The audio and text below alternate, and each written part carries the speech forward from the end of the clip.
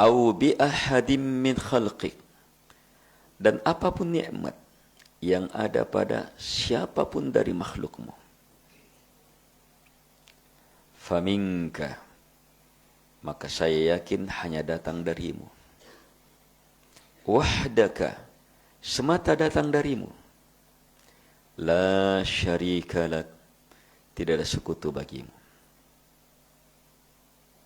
Falakal hamd, maka hanya untukmu segala pujian karena cinta. Walaka syukur, dan hanya untukmu ya Allah segala kesyukuran.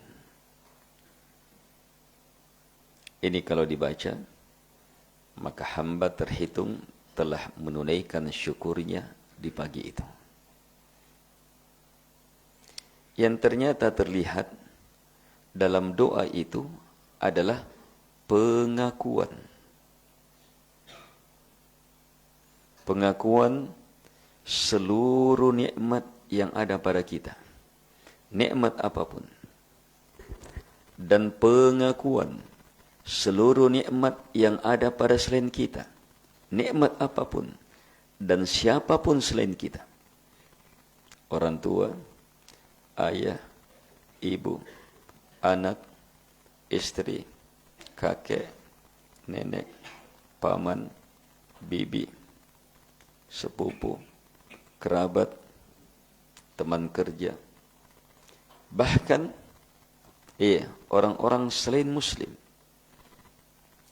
Siapapun dari makhluk Allah Subhanahu wa taala yang diberi nikmat, kita akui sebagaimana kita mengakui untuk diri kita.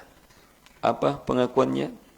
Faminka wahdaka la syarika lak, maka hanya datang darimu ya Allah, tidak ada sekutu, semata darimu, tidak ada sekutu bagimu dalam hal ini.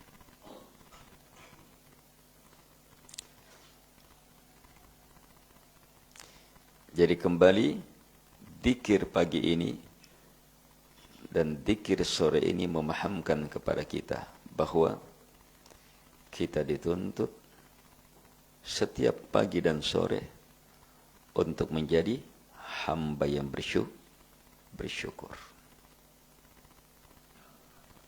Kesyukuran itu berhubungan dengan nikmat. Dan pernahkah sesaat kita lepas dari nikmat? Ayo. Pernah kita lepas dari nikmat Allah Subhanahu wa taala? Setiap saat orang berada di atas nikmat. Bahkan orang yang sangat menderita hidupnya itu tetap ada nikmat Allah Subhanahu wa taala padanya. Masih diberi nikmat hidup, masih diberi nikmat kekuatan, masih diberi nikmat untuk bernafas, masih diberi nikmat lisan, masih diberi nikmat memandang, masih diberi nikmat mendengar, masih diberi nikmat.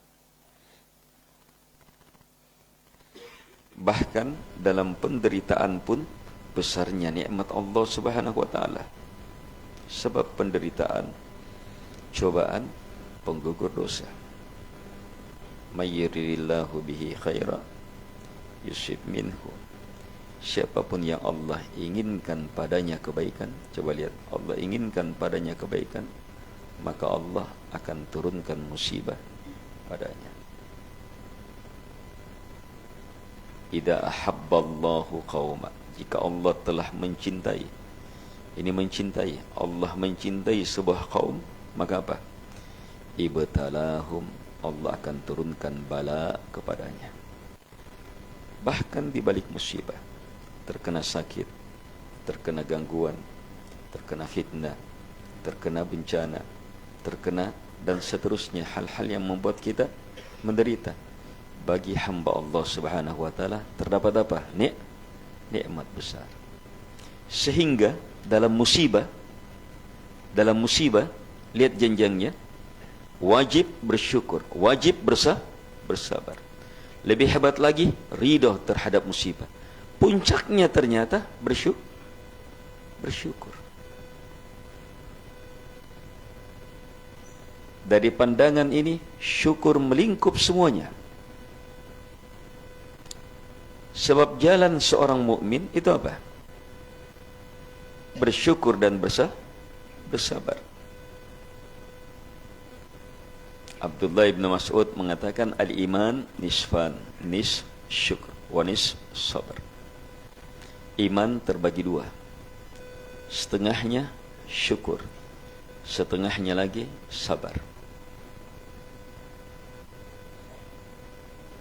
Dan inilah hidup, naik turun, naik turun, gelombang hidup. Ya namanya gelombang, ya naik turun. Naik bersyukur, turun bersabar.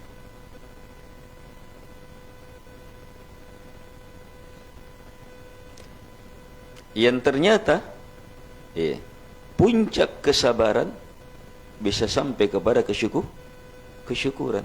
Sehingga semuanya jadi apa? Jadi gelombang kesyukuran. Naik bersyukur, ke bawah dia tetap bersyukur. Tetap dia rasakan nikmat.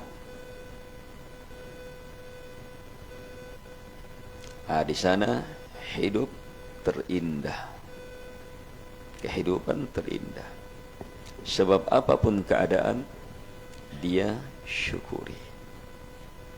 Dan kesyukuran itu sesuatu yang tidak pernah terlepas dengan penghambaan.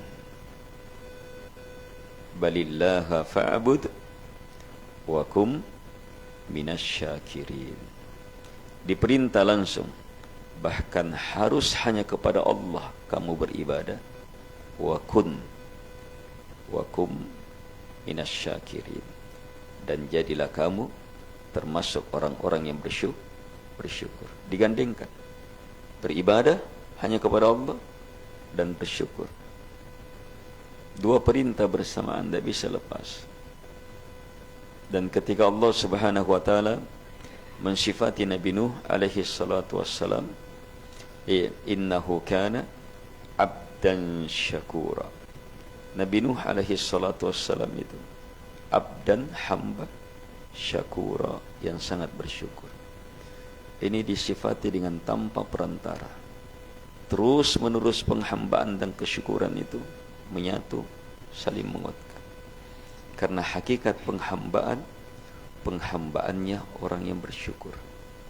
Dan hakikat kesyukuran hanyalah ketika melahirkan penghambaan. Jadi hidup di muka bumi adalah hidup kesyukuran. Hidupnya hamba-hamba Allah Subhanahu wa taala yang bersyukur.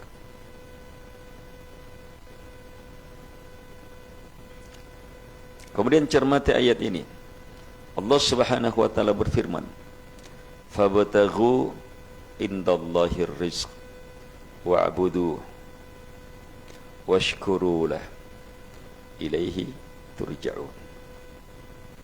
4 ilmu dalam satu kalimat yang sangat indah. Fabtaghu indallahir rizq. Harapkan, minta, upayakan hanya di sisi Allah rezeki itu. Seluruh rezeki. Kata rizq pakai alif lam. Dia kata jins pakai al, sehingga maknanya seluruh rezeki. Berupa kesehatan, berupa ilmu, berupa kekayaan, berupa keluarga, berupa kebun, berupa ini, semua rezeki. Allah suruh apa? Fabtaghu, harapkan, minta hanya kepada Allah Subhanahu wa taala. Terus menyusul wa'budu, dan beribadalah kalian hanya kepada Allah Subhanahu wa taala. Sama dengan hadits pertama. Allahumma inni as'aluka ilman nafi'an. Terus rizqan thayyiba, rezeki, setelah rezeki apa? Amalan mutaqabbala. Kalau ayat fabtaghu indallahi rizq wa'budu, harapkan rezeki, cari rezeki, terus wa'budu, beribadahlah hanya kepadanya. Terus perintah selanjutnya dalam ayat washkurulah, bersyukurlah hanya kepadanya. Kapan kita syukuri? Bertambah nikmat, lahir ibadah, syukuri lagi, bertambah nikmat lagi, lahir ibadah lagi, syukuri lagi, bertambah nikmat, lahir ibadah lagi. Itu roda kehidupan yang akhirnya, lihat akhir ayat, ilaihi turja'un, hanya kepada Allah kalian akan dikembalikan. Hanya kepada Allah Subhanahu wa taala kalian akan dikembalikan. Jadi roda kehidupan yang terindah kita cari, kita upayakan seluruh yang kita inginkan yang baik hanya di sisi Allah Subhanahu wa taala. Untuk apa? Untuk beribadah hanya kepada Allah Subhanahu wa taala, supaya lahir kesyukuran. Kalau kita syukuri, la in syakartum, maka apa? La azidannakum, pasti saya tambah. Begitu ditambah, kita syukuri lagi, lahir lagi ibadah, ditambah lagi, disyukuri lagi, lahir lagi ibadah. Terus seperti itu sampai kapan? Sampai kembali kepada Allah Subhanahu wa taala, sehingga terus berjalan. Ini roda kehidupan terindah, terbaik. Menjadi hamba yang bersyukur. Bahkan kesabarannya pun meningkat menjadi kesyukuran hanya kepada Allah Subhanahu wa ta'ala.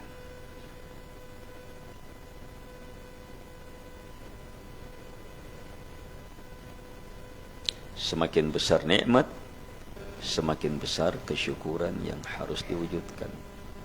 Dan kita sudah berada di bulan Sya'ban,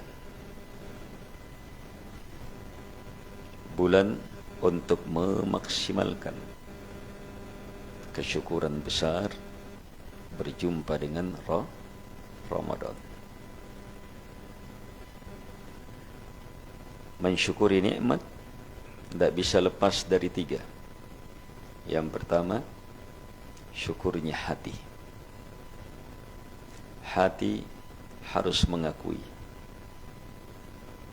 Hati harus mengakui, betul-betul yakin tanpa ragu bahwa semua nikmat hanya datang dari Allah Subhanahu wa taala.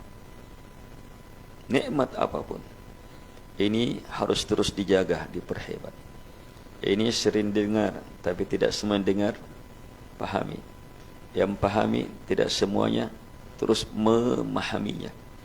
Sebab bisa dibuat lupa, dibuat kacau. Siapa yang terus mempertahankannya, itu tidak semuanya memperhebat keyakinannya. Iya.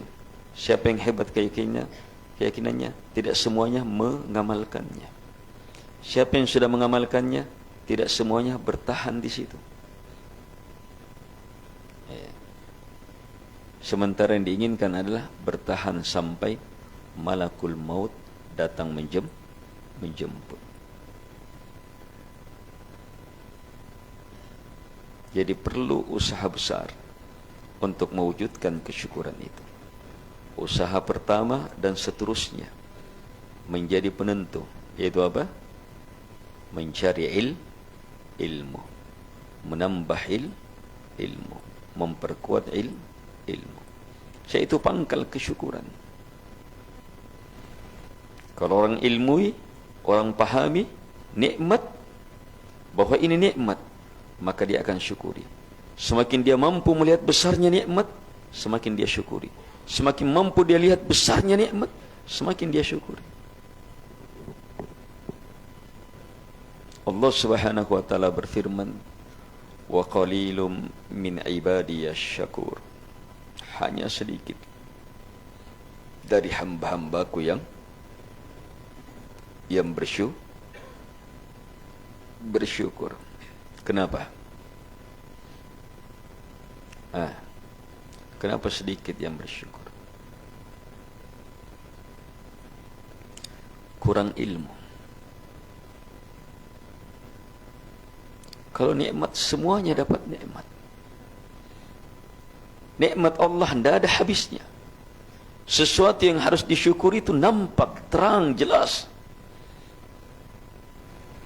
Hanya masalahnya, orang yang mendapatkan nikmat, kita ini jamaah, itu kurang paham, tidak mengerti besarnya nikmat, luasnya nikmat, baiknya Allah Subhanahu wa ta'ala. Harus terus tambah. Sering kita contohkan, lihat orang buta yang dikasih, yang dikasih sesuatu. Kalau dia tahu, weh. Tapi kalau dia tidak tahu, biar sangat hebat sesuatu itu, biar sangat mahal sesuatu itu, kalau dia tidak tahu, tetap dia tidak akan bersyukur. Dikasih uang rupiah dalam bentuk apapun juga, dia tahu. Apalagi uang merah, weh, lompat-lompat.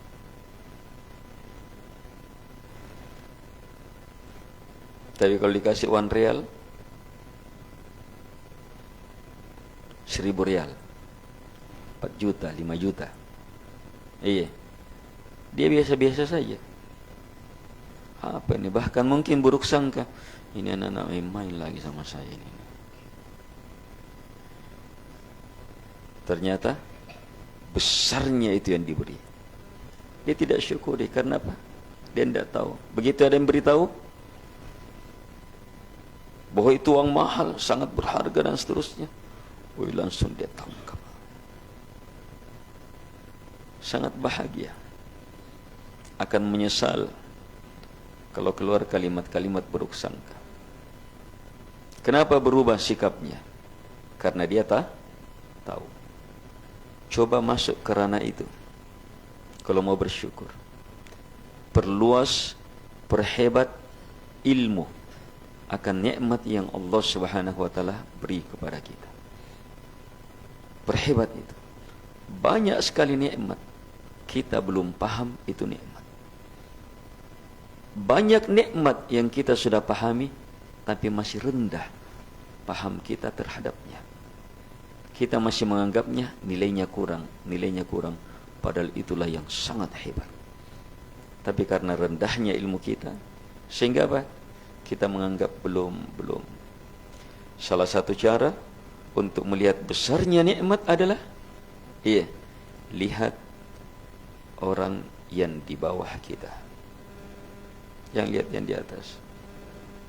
Nabi SAW tuntun kita, lihat orang yang di bawah, akan terasa nikmat. Ada orang dapat pembahagian. Apa pembahagiannya? Satu karung beras 5 liter.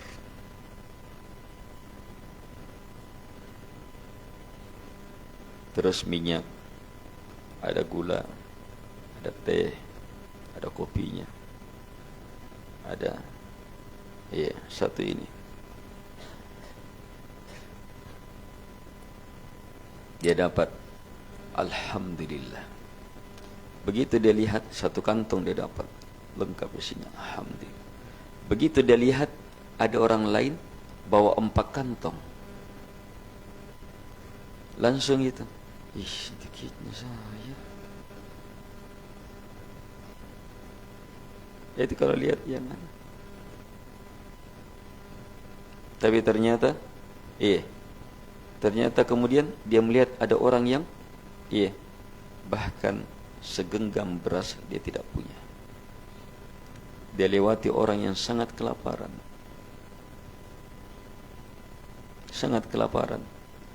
Maka dia buka berasnya, dia kasih 1 liter kepada orang itu. Orang itu luar biasa berterima kasihnya kepada dia karena dapat 1 liter itu. Di sana pasti terbuka fikiran, sebab kita diperhadapkan dengan orang yang di bawah kita. Kita akan melihat, besarnya ini nikmat, banyaknya ini nikmat.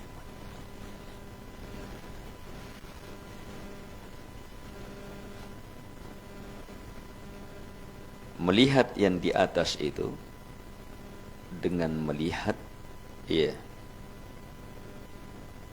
lihat pahala, lihat kemuliaan, ya, melihat yang di atas itu dalam fastabiqul khairat, berlomba dalam kebaikan.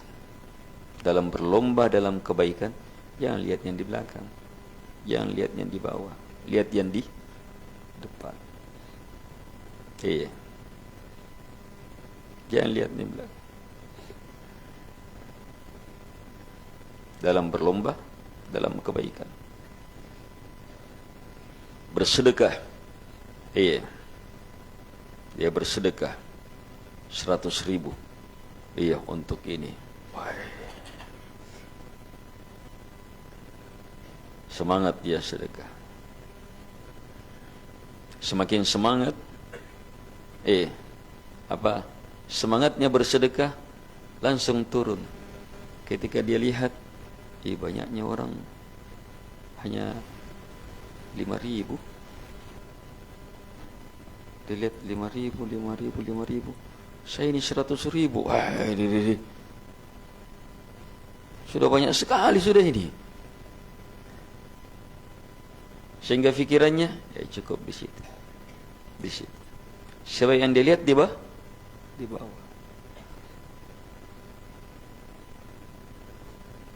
Nah, coba yang dilihat yang di atas. Ini 10 lembar, bukan 100.000. 10 kalinya saya. Itu 2 juta, 20 kalinya saya. Yang itu 100 juta. Yang itu, kalau yang di atas yang dilihat, mas, dia dorong semangat. Alhamdulillah, dia sudah sholat. Iya, sudah sholat. Kalau yang dilihat yang di bawah, sudah, dia sudah sholat, tapi belum ke masjid. Tapi orang di sekelilingnya, jangankan ke masjid, sholatnya saja masih bolong-bolong. Dia sudah lengkap, sudah 5 waktu sudah. Jadi di antara orang-orang sekelilingnya, dia yang paling hebat. Sebab dia sholatnya lengkap. Yang lainnya, jangan lihat yang itu. Itu akan mendorong apa? Banyaknya amalanku. Justru dalam beramal, ilmunya adalah jangan pernah melihat amalan kita. Itu yang terhebat. Semakin kita lihat cacatnya, kurangnya, rendahnya, kurangnya,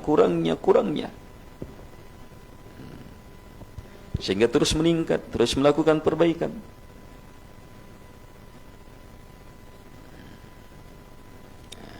Kalau dia lihat orang, rajinnya sholat itu. Masa saya tidak bisa? Anak-anak lagi. Sholatnya 5 waktu. Terus kalau dia lihat lagi, orang buta. Kenapa sholat terus di masjid? Masa saya ini? Nah, kalau dia lihat yang di atasnya, semangat itu.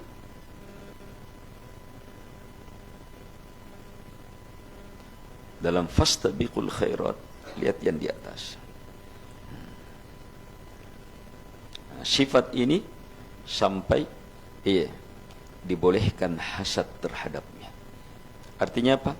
Kita harus betul-betul harapkan itu sesuatu itu sampai dibolehkan hasad. Nabi tegaskan, la hasada illa fitnain. Tidak ada hasad kecuali pada 2. Hasad itu apa? Dia lihat orang yang lebih dari dia. Dia lihat orang lebih dari dia. Masa dia sudah dapat, saya belum? Masa dia paningnya besar, saya tidak? Masa dia? Hasad tidak boleh. Sebab arahnya kemana? Hasad. Masa dia dapat itu, saya tidak dapat? Hancur lalu kok. Itu hasad. Dia tidak senang orang dapat lebih. Tapi Nabi bolehkan hasad. Dalam artian apa? Terdorong, masa saya kalah? Tanpa keinginan, nikmat orang itu lenyap. Dorongan, masa saya kalah? Masa saya tidak bisa? Tidak boleh, kecuali hanya dua hal. Pada apa? Pada lelaki yang diberi ilmu, kemudian ilmunya terus diamalkan, dia sampaikan, tersebar, tidak bisa dikalahkan itu kebaikan. Masa saya tidak bisa seperti itu? Yang kedua, lelaki yang diberi harta, yang sedekahnya tidak ada yang bisa kalahkan. Hebat betul sedekahnya, menjaga sedekahnya, yang terang-terangan, yang sir, dia jaga betul. Di situ hasad, masa saya tidak bisa?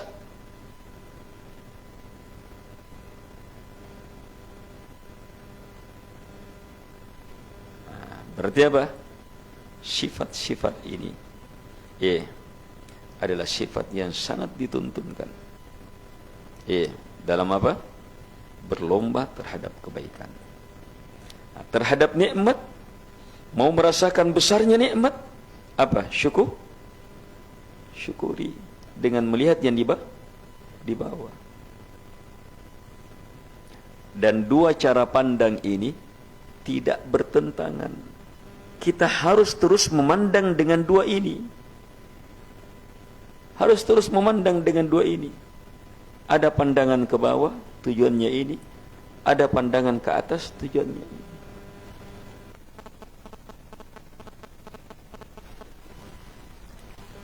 Kaum muslimin dan muslimat yang dimuliakan oleh Allah Subhanahu wa ta'ala. Ramadan telah dekat. Tak ada nikmat yang lebih besar dari itu. Setiap nafas dalam bulan Ramadan adalah nilai yang sangat luar biasa. Seandainya yang di alam barzah ingin dan diberi kesempatan untuk hidup, pasti dia milih hidup di bulan Ramadan.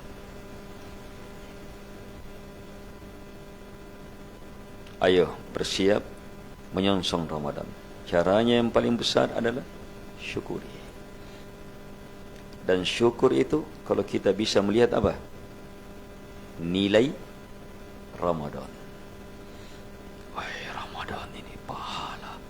Ramadan ini ampunan. Ramadan ini kita rasakan hidup kita terindah itu di bulan Ramadan. Terbaik di bulan Ramadan. Paling stabil di bulan Ramadan. Paling di bulan Ramadan. Dalami lagi lebih jauh, lihat lagi lebih jauh. Sehingga apa? Kesyukuran terhadap Ramadan semakin besar. Menyambut Ramadan dengan nilai kesyukuran, ini akan mendapatkan keberkahan, kebaikan di bulan Ramadan. Sebab apa? Semua nikmat apa? Semua nikmat harus disyukuri. Dan tidak ada nikmat yang lebih besar dari Ramadan. Ayo sambut Ramadan dengan apa? Kebahagiaan, kesyukuran. Alhamdulillah, dekat lagi Ramadan. Ayo bersiap. Alhamdulillah, dekat lagi Ramadan. Ini pintu awal untuk meraih Ramadan terbaik. Jadilah hamba yang bersyukur, yang pandai melihat besarnya nikmat Ramadan itu. Masuk sebagai orang-orang yang bersyukur, yang memang dia sudah persiapkan nilai-nilai kesyukurannya sejak bulan Sya'ban, bahkan sebelumnya. Itu akan maksimal. Yang kedua, masuk ke bulan Ramadan dengan nilai yang disebutkan dalam hadis bahwa di awal Ramadan yunadi munadim minas sama. Awal malam ada teriakan dari langit. Ya baghiyal khair aqbil wa ya baghiyasy syarr aqsir. Wahai orang-orang yang menginginkan, mengharapkan kebaikan, maka bersegeralah. Dan wahai orang-orang yang menginginkan dosa, berhentilah. Jadi ada orang yang memang diundang masuk bulan Ramadan. Ada juga orang masuk tanpa undangan. Iya, masuk tanpa undangan. Tidak dipanggil dia. Ada orang dipanggil masuk bulan Ramadan. Ada orang masuk tanpa diundang. Seperti undangan walimahan. Ada orang diundang, dimuliakan, ayo masuk, difasilitasi. Ada orang sembunyi-sembunyi masuk. Tidak diundang, tapi mau juga makan. Pencuri terhormat. Apalagi kalau sudah pakai jas masuk. Masuk. Padahal tidak diundang. Yang itu tercela. Orang semua paham. Lebih tercela lagi Ramadan. Tidak diundang masuk. Undangannya, ayo, ya baghiyal khair. Ini yang dipanggil, yang diundang. Ya baghiyal khair. Bagi, bagi-bagi. Bahasa Indonesia bagi-bagi. Bagi yang mengharapkan, yang menginginkan, yang mencintai al-khair, kebaikan. Al-khair kata jins pakai alif lam, maknanya kebaikan apapun. Ini dipanggil ya baghiyal khair. Aqbil, bersegera. Kenapa? Sebab di bulan Ramadan, di situ hidupnya, dunianya, kebaikan seluruhnya. Tidak bisa dibatasi di situ. Ini dipanggil orang yang jiwanya kebaikan, ilmunya menginginkan kebaikan, kecintaannya kebaikan. Ini dipanggil kebaikan yang berhubungan langsung dengan Allah, berhubungan dengan sesama makhluk. Betul-betul keinginannya di situ, kecintaannya itu. Bagi itu menginginkan, mencintai. Itu bagi. Seperti orang Syedrap suka nasi paletko. Orang Makassar suka bagi sama apa? Coto. Orang Padang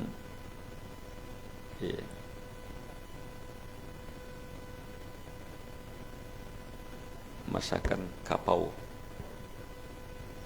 Setelah ke Padang kita, ternyata banyak yang dianggap rumah makan, ternyata tidak laku di sana. Di sana ada yang spesial. Bagi keinginan orang, apa yang disukai. Yang dipanggil orang yang jiwanya, keinginannya, ilmunya, pencapaiannya yang dia kejar adalah al-khair, kebaikan. Jiwa-jiwa yang seperti ini yang dipanggil masuk ke Ramadan. Diundang. Terus ada panggilan kedua. Ya baghiyas syarr. Wahai yang menginginkan dosa. Kalau ini dikhususkan betul. Jangan sekali-sekali masuk kalau yang ini. Jangan sekali-sekali masuk kalau yang ini. Aksir, berhenti kamu.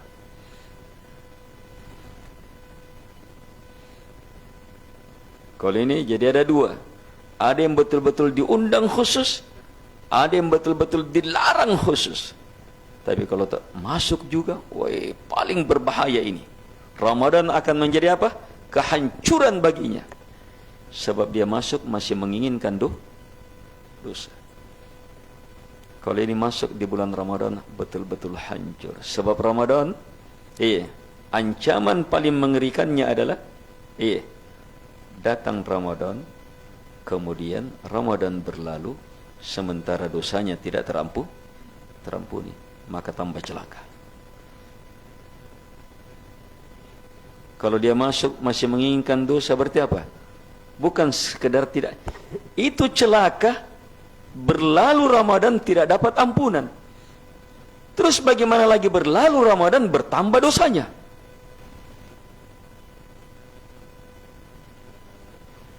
Karena itu persiapan paling wajib masuk bulan Ramadan adalah taubat, istighfar.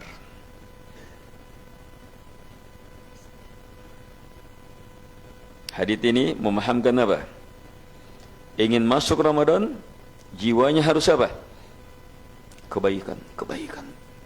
Ingin sholat, ingin berpuasa, ingin bersedekah, ingin mendekat kepada Allah, ingin berdoa, ingin berselawat, ingin bersilaturahim, ingin berbuat adil, ingin semua kebaikan saja. Ingin surga Allah Subhanahu wa taala. Ingin melihat wajah Allah Subhanahu wa taala, mengharapkan ridha Allah Subhanahu wa taala. Masuk dengan jiwa itu. Terus selamat, tidak ada lagi keinginan untuk berdosa. Betul-betul pasrah, betul-betul bertaubat, betul-betul. Yang seperti ini masuk Ramadan jamaah, subhanallah. Inilah anak-anaknya Ramadan. Inilah orang-orang yang memang Ramadan diperuntukkan untuknya.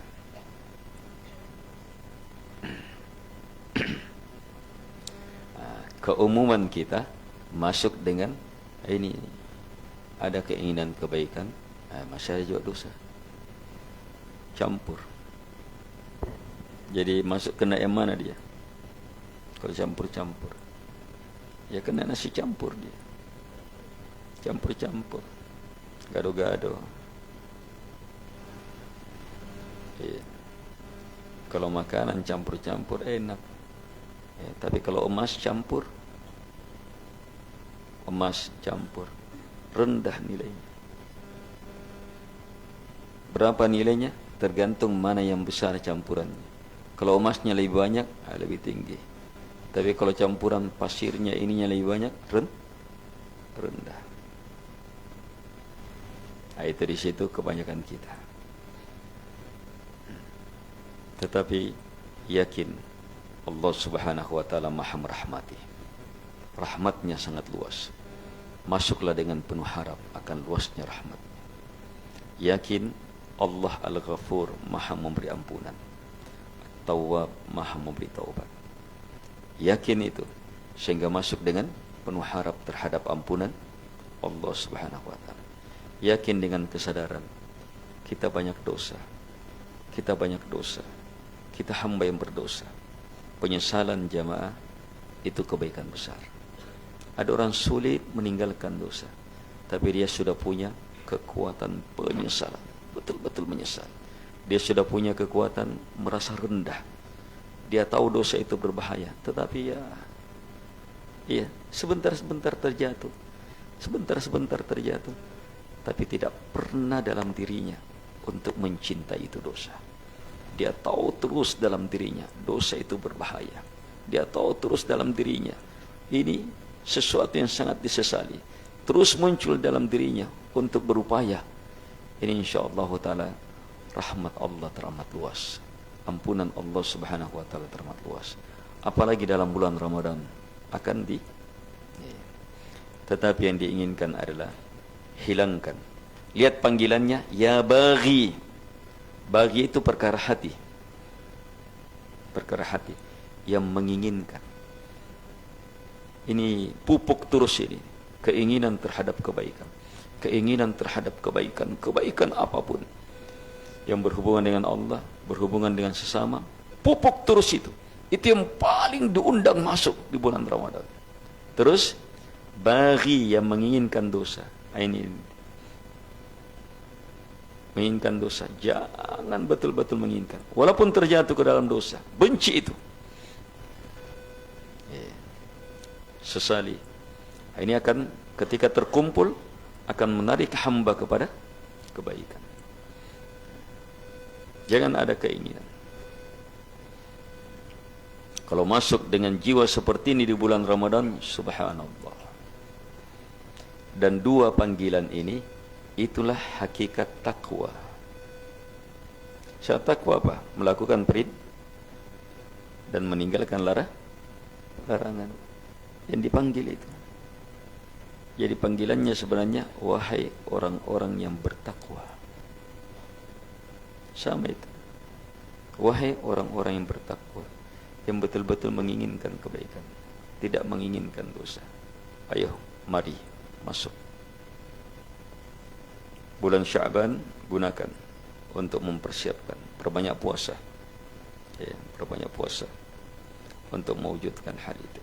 Tidak wajib, tapi sangat dianjurkan, sangat baik. Apalagi di bulan Sya'ban, kata Nabi, syahrun yaghfalun nasu fi. Dia bulan apa? Manusia lalai di dalamnya. Banyak orang di bulan Sya'ban itu apa? Kesempatan ini pokoknya tempat rekreasi. Apalagi mendekati Ramadan sudah full itu tempat-tempat. Kenapa? Pikirannya apa? Kalau Ramadan tak bisa nih. Ramadan anu. Padahal lebih enak itu rekreasi di bulan Ramadan. Ya, pergi berenang, asal jangan minum airnya.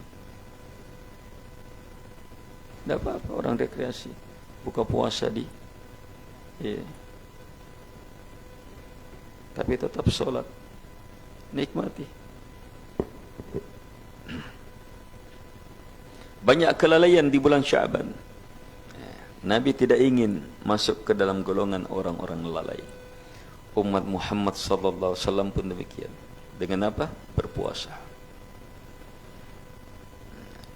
Keistimewaan lain bulan Sya'ban itu apa? Nabi katakan, amalan-amalan diangkat ke atas. Ini di bulan Sya'ban, amalan diangkat. Kalau Ramadan tidak bisa dibayangkan, di bulan Sya'ban saja sudah seperti ini. Dan Nabi bersabda, wa ana uhibbu ay yurfa'a amali wa ana sha'im. Dan saya sangat mencintai amalan saya diangkat dalam keadaan berpuasa.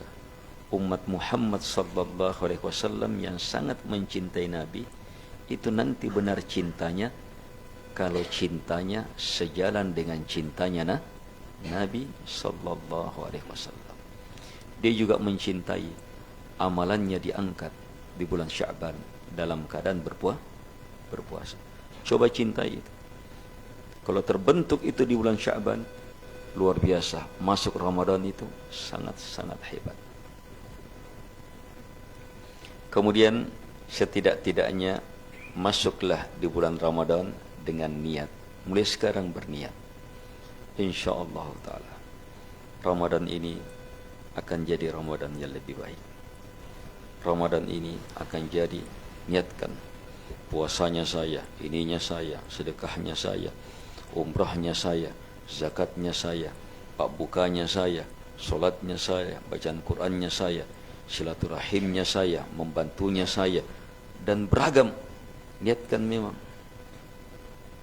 Kalau ditakdirkan meninggal, dia sudah niatkan, dia sudah memulai. Kalau ditakdirkan meninggal, maka apa yang berlaku? Innamal a'malu binniyat wa innamal likulli imri'in ma nawa. Setiap amalan pasti ada niatnya, dan setiap orang akan memperoleh apa? Sesuai dengan niatnya. Semakin hebat niatnya, semakin banyak. Kalau dia sudah niatkan Ramadan tahun selanjutnya juga, bisa tidak? Bisa tidak? Mampu tidak niatkan? Meniatkan, menginginkan. Ayo, mau sholat duhur sebentar? Mau? Sholat asar? Maghrib? Isya? Subuh? Duhur besoknya? Itu niat. Kalau antum meninggal sebelum itu, maka teranggap dapat pahalanya. Ramadan bukan tahun ini saja, tahun depannya lagi sudah. Tahun depannya lagi. Tahun depannya lagi. Ayo niatkan. Apa susahnya berniat? Kalau ditakdirkan meninggal, maka apa? Dapat pahala Ramadan sesuai dengan niat. Ayo berniat sudah. Dan mulai sudah. Buktikan bahwa kita betul-betul menginginkan itu. Mulai membaca Al-Quran, berpuasa, menyambung hal-hal yang akan dilakukan. Persiapkan. Yang mau umrah, yang mau ini, persiapkan semuanya. Sebab umrah di bulan Ramadan itu seperti haji bersama saya, kata Nabi sallallahu alaihi wasallam. Bukan sekedar seperti haji, tapi haji bersama saya, kata Nabi sallallahu alaihi wasallam. Terakhir, seharus perkara yang kita persiapkan untuk menyongsong Ramadan adalah persiapan doa. Doa. Kalau tidak ada doa, betul-betul rugi masuk Ramadan. Doa. Persiapan doa. Ramadan itu hakikatnya kita dipanggil masuk untuk meminta dan pasti diberi. Sebab doa di bulan Ramadan mustajabah, terkabulkan. Siang malam terkabulkan. Perhebat doa itu. Jadikan doa itu sebagai apa?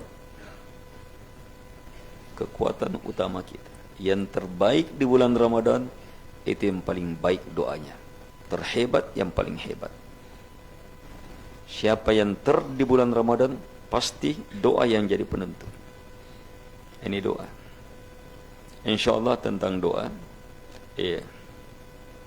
kita akan urai di pertemuan manasik. Pertemuan manasik dibuat umum, bisa hadir juga yang lain. Dalam 2 hari. Tanggal Ahad Senin ini insyaallah taala. Semoga bermanfaat. Lebih dan kurangnya mohon dimaafkan. Assalamualaikum warahmatullahi wabarakatuh.